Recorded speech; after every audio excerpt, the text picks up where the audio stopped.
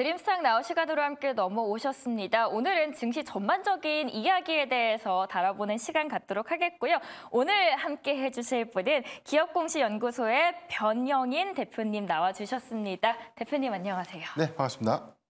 대표님, 제가 대표님이 오신다라고 해서 네네. 이렇게 수소문을 해봤는데 대표님만이 특별한 인사법이 있다라고 들었습니다.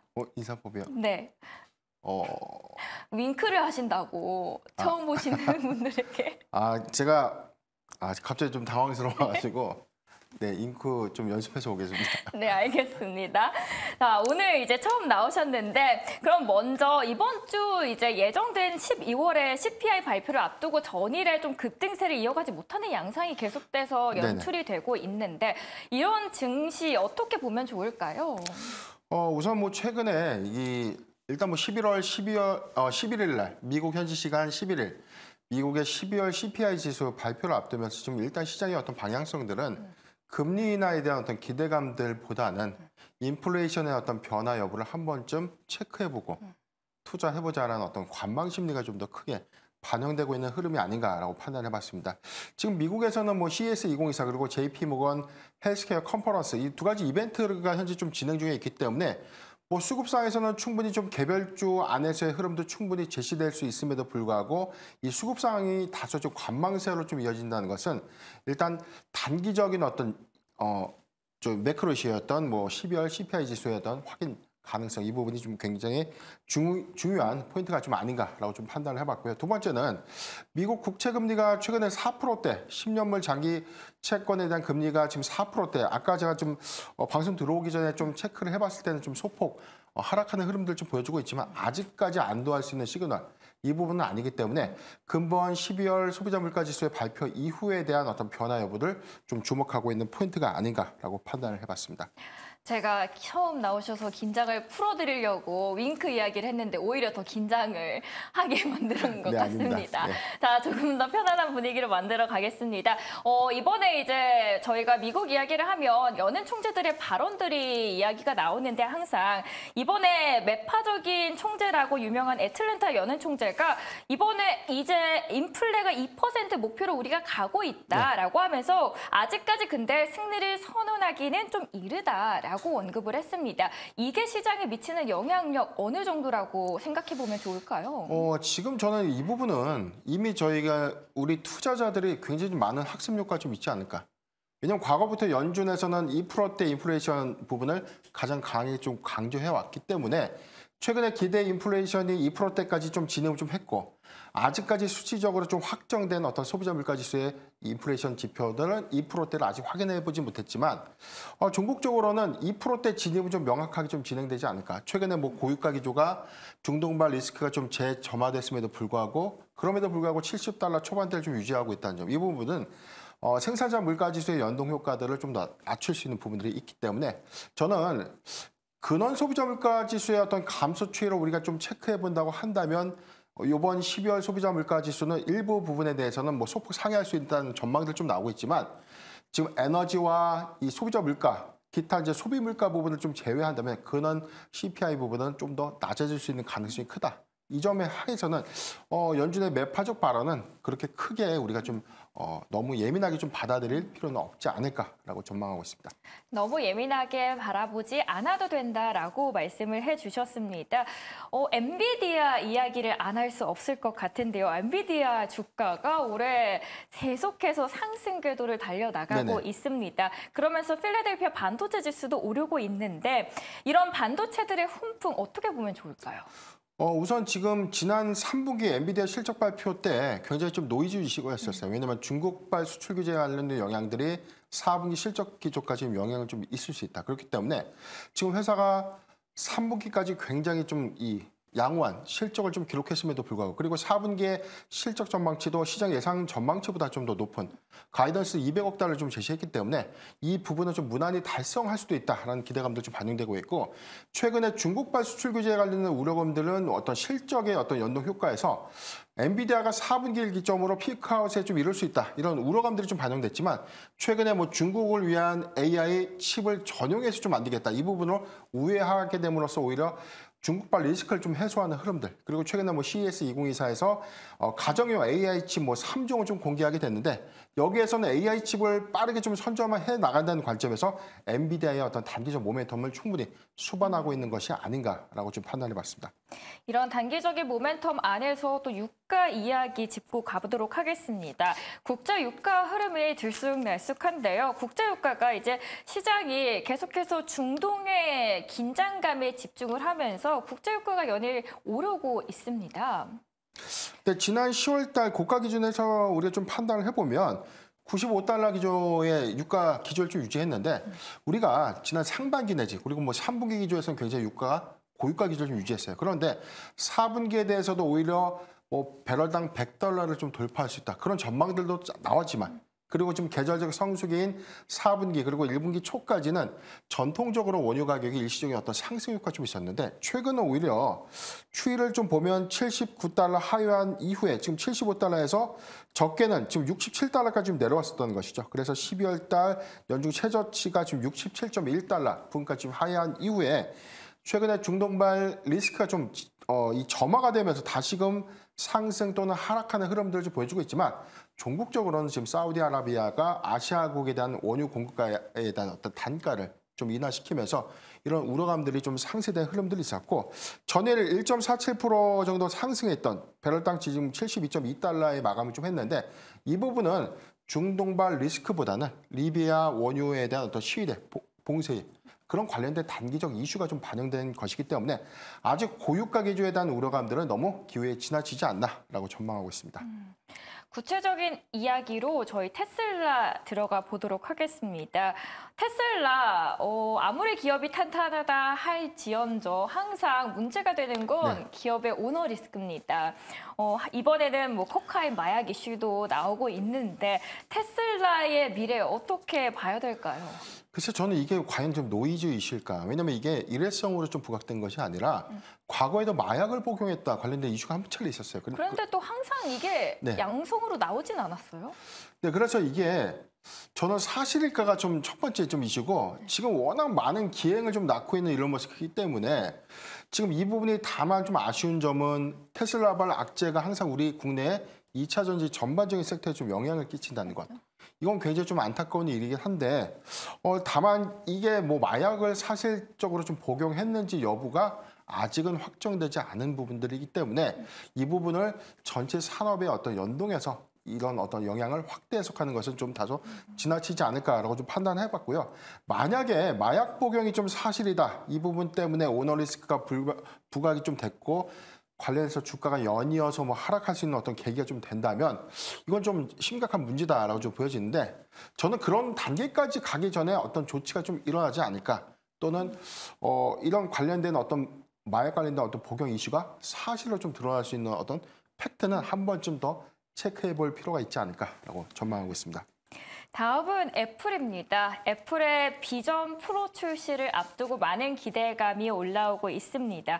MR 헤드셋 개발을 앞두고 거기 안에 들어가는 많은 기업들의 뭐 콘텐츠도 각광을 받고 있는데, 물론 일부 회의적인 시각도 있죠. 이게 정말 될까? 그리고 이 MR 헤드셋을 이제 쓰려고 하면은 그 비전 프로는 계속 선을 또 꽂고 있어야 된다고 하더라고요. 그러면은 불편함도 있을 텐데 여기에 대한 시작은 어떻게 보십니까? 일단 이 개화기의 관점에서 우리가 좀 접근을 해봐야 되는데, 앞으로 XR 기기는 굉장히 가벼워야 되고 구현이 간단해야 됩니다. 쉽게 말해서 우리가 가벼운 렌즈 하나만 눈에 대고 이게 구현이 될 수 있는 시스템까지 좀 이 고도화가 돼야 되는데, 이 고도화를 좀 이루기 위해서는 가장 필요한 선제 조건이 미세 마이크로 디스플레이. 이게 지금 먼저 구현이 돼야 되는데, 여기서는 초고화질이라는 어떤 해상도. 현재 200에서 400 PPI를 좀 구동하고 있는데, 현재 우리나라 기술로 이 증착 방식을 적용해서 만약에 양산을 여기서 기술 고도화를 좀 이뤄낸다면 2000 PPI. 여기서 2000 PPI라는 것은 우리가 눈으로서는 절대 좀 감지할 수 있는 어떤 영역까지 기술이 좀 발전될 수 있는 부분이기 때문에 이런 부분들은 시간을 통해서 점점 고도화가 될 것이다라는 이 전제로 좀 말씀드리고 싶고요. 두 번째는 XR 기기가 지금 뭐 애플의 비전 프로 출시에 대한 어떤 부분들은 여기서 메타 플랫폼들이 좀 더 확장될 수 있는 부분들. 여기선 단순하게 우리가 이걸 뭐 어떤 게임이라든가 어떤 여가에 대한 어떤 부분만 활용하는 것이 아니라 여기서는 교육이라든지 심지어는 의료와 좀 접목될 수 있는 다양한 어떤 플랫폼의 확장세도 우리가 좀 노려볼 수 있기 때문에 지금 계약이 단계 이후에 점진적으로 어떤 XR 기계들은 굉장히 좀 가벼워지고 단순해지면서 그 역량은 더욱더 진보되지 않을까라고 좀 판단하고 있습니다. 관련해서 유니티 기업 구체적으로 한번 짚고 넘어가 보도록 하겠습니다. 유니티가 감원 소식이 있었죠. 이거 관련해서 우리가 어떻게 대응을 해봐야 될까요? 네, 지금 뭐 전체 인력의 25%를 좀 해고한다. 네. 그래서 1,800명을 해고한다라는 소식이 있어서 좀 장중에 좀 하락을 했는데 오히려 지금 CS 2024에서도 좀 엑셀 관련된 이슈가 좀 부각이 됐었고 특히나 CES에는 애플이 참여하지 않았는데 오히려 독단적인 애플의 이 비전 프로 출시를 뭐 19일 날 사전 예약을 좀 받겠다라고 좀 발표를 하면서 흙탕물 좀 튀겼다라는 좀 평가도 좀 있었지만 그럼에도 불구하고 이 시간에서 장에서는 4.9%가 오히려 올랐다는 것은 향후 이 사업이 단기적인 어떤 확장성이 아니라 기술 고도화를 좀 이뤄내면서 앞으로 XR 기기가 AI와 또 연동될 수 있다면 그 산업의 확장성들이 좀 더 크게 부각될 수 있다라는 기대치를 수반하는 것이 아닌가라고 좀 판단하고 있습니다. 단순히 그냥 비전 프로만 보는 게 아니라 비전 프로가 만약에 또 출시가 된다면 그로 인해서 메타버스라는 시장의 확장성으로 이어질 수 있고 그 안에 콘텐츠 시장까지도 한 번쯤 눈여겨보시면 좋을 것 같습니다. 그리고 관련해서 유니티라는 기업도 물론 장중에는 하락이 했지만 장외에서는 급등하고 있다라는 점도 참고하시면 좋겠네요.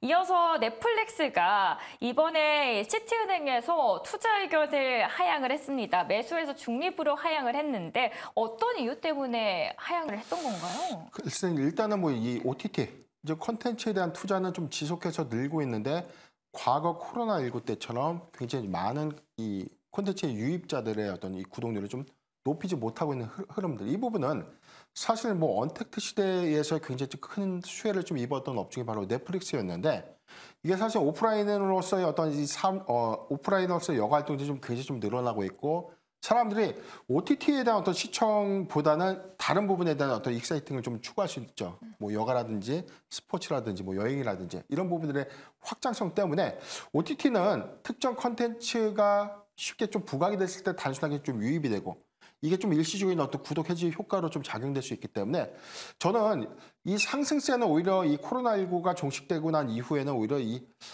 성장의 한계는 좀 있지 않았을까라고 좀 판단했기 때문에 다만 여기서 넷플릭스가 갖고 있는 현재 강점은 지금 구독률에 대한 어떤 이슈들을 좀 더 낮춰가면서 사업을 좀 다각화할 수 있다. 뭐 광고를 좀 수취한다든가 다른 수익원에 대한 어떤 사업 다각화를 좀 이뤄낼 수 있기 때문에 지금 일시적인 어떤 조정 하에서의 어떤 우려감들이 좀 있지만 그럼에도 불구하고 주가는 어느 정도 좀 유지를 해주고 있었다는 점은 긍정적인 여파가 아닌가라고 저는 전망하고 있습니다. 네, 일시적인 리스크다라고 넷플릭스에 대해서 이야기를 해주셨습니다. ETF입니다. 비트코인의 현물 ETF 승인을 앞두고 있는데 여기에 대해서 조금 노이즈가 있었죠. 뭐 가짜뉴스 이슈가 있었는데 승인 가능성 얼마나 보십니까? 글쎄요, 제가 이 부분을 좀 잘못 말씀드리면 굉장히 좀 크게 좀 질타를 좀 받지 않을까라고 좀 보고 있는데 최근에 이 비트코인 ETF에 대한 이 현물 ETF죠. 현물 ETF에 대한 승인, 과연 승인이 좀 될 것인가? 물론 뭐 심사 마감일은 미국 시간으로 이제 오늘 이제 10일이 되는 셈인데 여기서 지금 노이즈 이슈가 좀 있었는데 이게 좀 선물거래위원회에서는 이걸 좀 공식적으로 좀 부인했다. 이 부분은 굉장히 좀 저는 시그널 상에서는 승인이 안 될 수도 있지 않을까라고 좀 보고 있어요. 왜냐면 지금 그렇죠. 지금 현재 비트코인 시세가 좀 3.2% 정도 좀 하락을 좀 하고 있다는 점은 이런 우려감들을 일부 선반영하고 있는 흐름이 아닌가라고 저는 보고 있는데 다만 여기서 승인이 된다면 관련된 블록체인에 관련된 어떤 단기적인 어떤 상승폭, 비트코인의 어떤 가격 폭등 전망도 좀 예상해 볼 수 있고 한국 증시에 그 관련된 블록체인 관련주들의 어떤 흐름들도 굉장히 양호한 흐름으로 좀 작용할 수 있겠지만 반대로 미승인 여파는 굉장히 좀 폭풍을 좀 이끌지 않을까. 다만 이게 어떤 이유에서 미승인이 됐는지에 대한 여부는 한 번쯤 체크해 볼 포인트가 있는데 이것을 제외한다고 하더라도 11개 정도의 현물 ETF에 어떤 승인 절차가 좀 남아있기 때문에 아직 관건은 이번 심사의 어떤 마감 기일을 한 번쯤 체크해 봐야겠다라고 좀 판단이 맞습니다. 조금 돌다리를 두드리면서 건너시는 게 좋겠다라고 이야기를 해주셨습니다. 이번에 국내 증시의 흐름으로 넘어가 보도록 하겠습니다. 오늘 국내 증시 흐름 어떻게 보셨나요?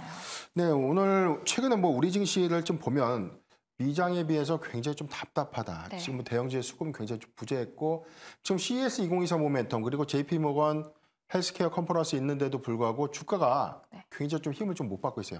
물론 최근에 뭐 CES 2024 관련된 AI 전략 때문에 AI 섹터가 좀 굉장히 좀 강했었고 오늘은 이 개별주 흐름에서는 뭐 제2사 이동통신 관련주 그리고 뭐 토스 상장 관련 이슈 그다음에 뭐 골판지 제조 뭐 애플페이 뭐 최근에는 뭐 이 탄소 배출과 관련된 이슈 때문에 관련주의 흐름들이 오늘 좀 굉장히 좀 강했는데 일단 대형주가 좀 쉬어가는 원인 중에 하나가 바로 삼성전자 실적 발표. 그렇죠. 이 부분이 시장의 기대치를 좀 못 미쳤다. 지금 증권가의 뭐 예상 컨센은 뭐 3조 7천억대 좀 예상을 했었고 심지어는 4조 원대의 영업이익을 좀 달성할 수 있다라는 기대치가 막상 실적 발표를 해보니까 거의 뭐 1조 원대 영업이익의 어떤 감소 효과를 좀 작용했는데 첫날에는 그렇게 큰 여파가 좀 없었어요. 그런데 다음 날부터 대형주의 어떤 수급 요인에서는 굉장히 삼성전자에 대한 어떤 실적 우려감들이 현재 뭐 코스피 시장에서 어떤 주가의 어떤 하락으로 어떤 조정 작용하지 않았나라고 좀 전망하고 있습니다. 삼성전자의 이제 잠정 실적을 보고 거기에 대한 리스크가 작용되고 있는데 이게 단순히 삼성전자만의 문제라고 보십니까? 아니면 반도체 업황 전반적인 문제라고 보시나요, 대표님께서는? 근데 우리가 좀 너무 실적이나 눈높이가 굉장히 좀 커졌는데 네. 그렇다면 3분기 실적을 우리가 좀 봤을 때 실적이 너무 좋았는데도 주가가 빠져요. 그런데 실적이 더 안 좋으면 더 빠집니다. 그런 장을 좀 지나고 나서 다시금 금리나 기대서 국내 증시도 2,600선도를 회복하고 이 뭐 수급적인 어떤 부분들은 크게 좀 개선이 됐었고 투자 심리도 많이 개선이 좀 됐는데 막상 실적에 대한 실망 우려감들이 좀 반영됐다 여기서 반도체 섹터 전체적인 영향으로 작용했다 이 부분은 좀 잘못된 것 아닌가. 왜냐하면 이미 2024년도에 대한 반도체 업황에 대한 어떤 기대감들은 굉장히 커지고 있습니다. 뭐 최근에 어떤 시그널도 그렇지만 뭐 D램 가격의 어떤 반등, 낸드 메모리의 가격 상승 요건, 그리고 지금 고대역 반도체, HBM 반도체 이 전량 공급에 관련된 어떤 이슈들. 그래서 SK 하이닉스가 신고가 영역을 좀 달성했었고 삼성전자도 좀 흐름을 좀 잘 보여줬는데 지금 삼성전자의 기대치가 좀 더 낮아졌던 원인들은 단기 어떤 실망 매물로 좀 작용을 했지만 2024년도 상반기에 반도체 업황의 어떤 전망치들을 우리가 고려해 본다면 오히려 매수의 기회로 저는 판단하고 있습니다. 오히려 삼성전자는 지금이 매수의 기회로 볼 수 있다라고 이야기를 해주셨습니다. 삼성전자 하면은 물론 HBM 쪽에서는 SK 하이닉스에 좀 밀리고 있지만 CXL에서는 앞서고 있지 않습니까? 네네. 이번에 인텔이 2.0을 좀 출시를 하면서 CXL 2.0 D램 개발에 앞서서 나가면서 그럼 만약에 이게 좀 호환의 빨리빨리 호환이 가능성이 나온다면 CPU가 네.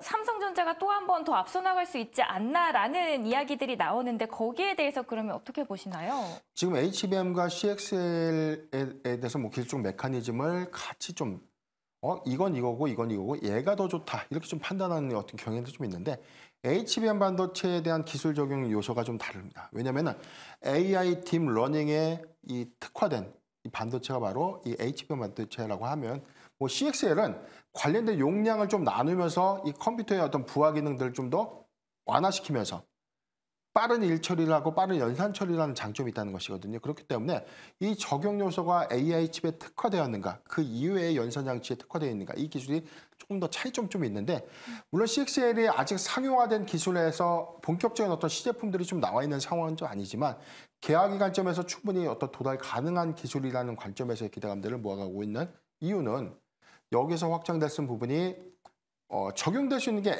AI에 특화된 어떤 연산 이외에 다른 뭐 IT라든가 디스플레이, 그다음에 뭐 PC, 그다음에 뭐 데이터 센터 저장 장치 여기서 연동될 수 있는 파급력들이 더 크기 때문에 이 기대치를 그렇다면 지금 현재는 SK 하이닉스가 고대역 반도체는 조금 더 빠른데 CXL 부분은 삼성전자가 더 빨리 나갈 수도 있지 않을까라고 좀 기대하는 이유가 아닌가라고 저는 판단하고 있습니다.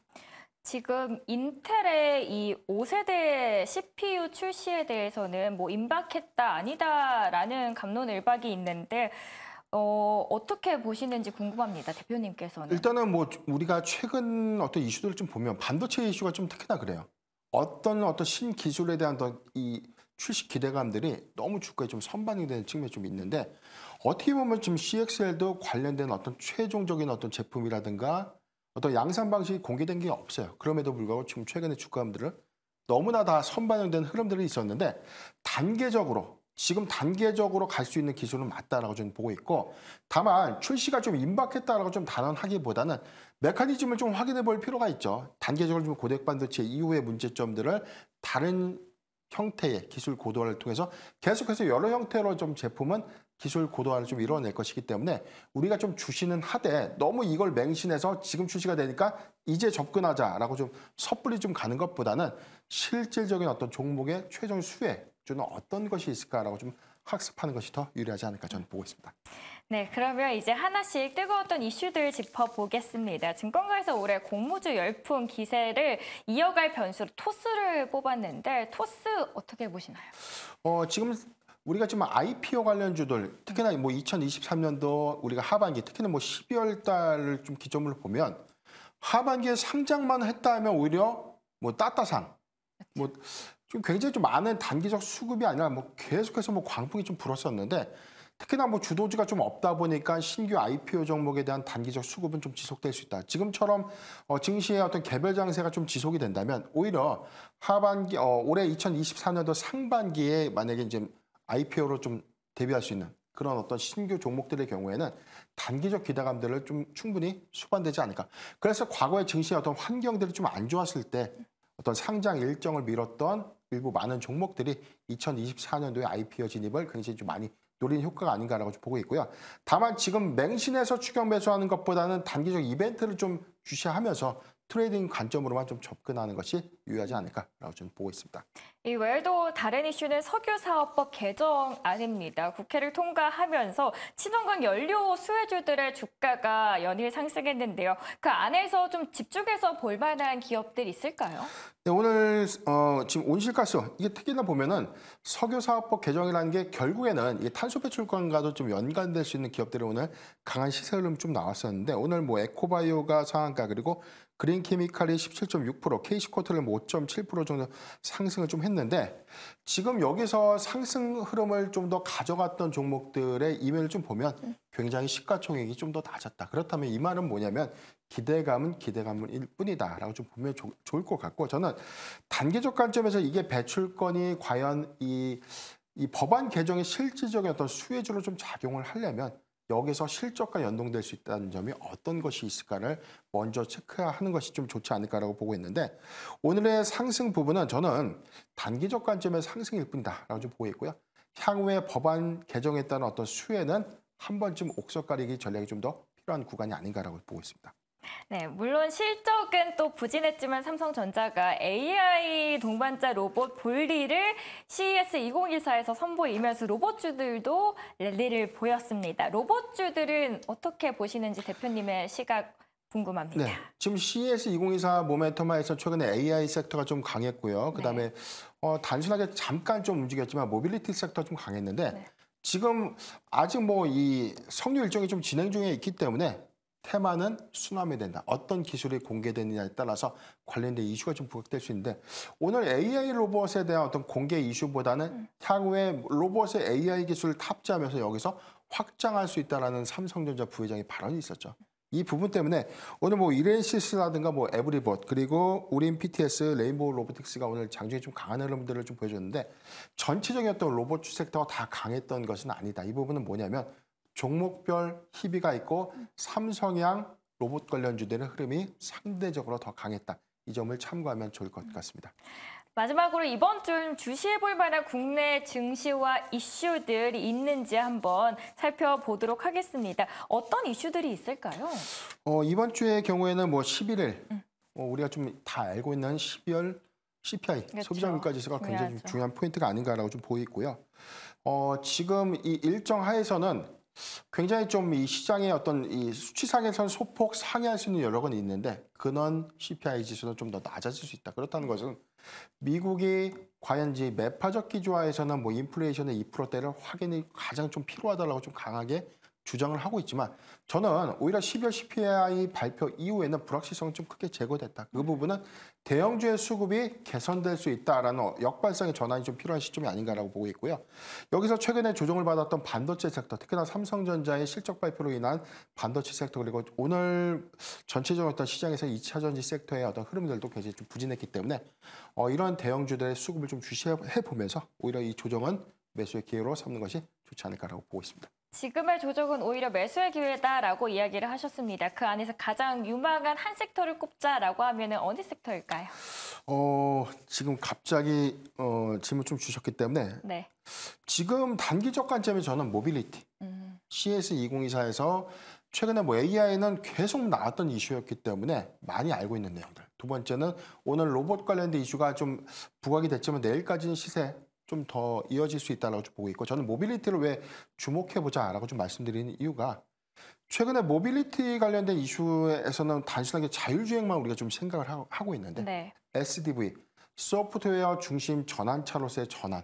여기는 단순하게 자동차가 우리가 주행을 하고 운송수단으로서만 이제 활용되는 것이 아니라 여기서 낮에는 택시가 됐다가 물류도 됐다가 저녁에는 캠핑카가 됐다. 또는 뭐 일상생활의 공간으로서도 활용될 수 있는.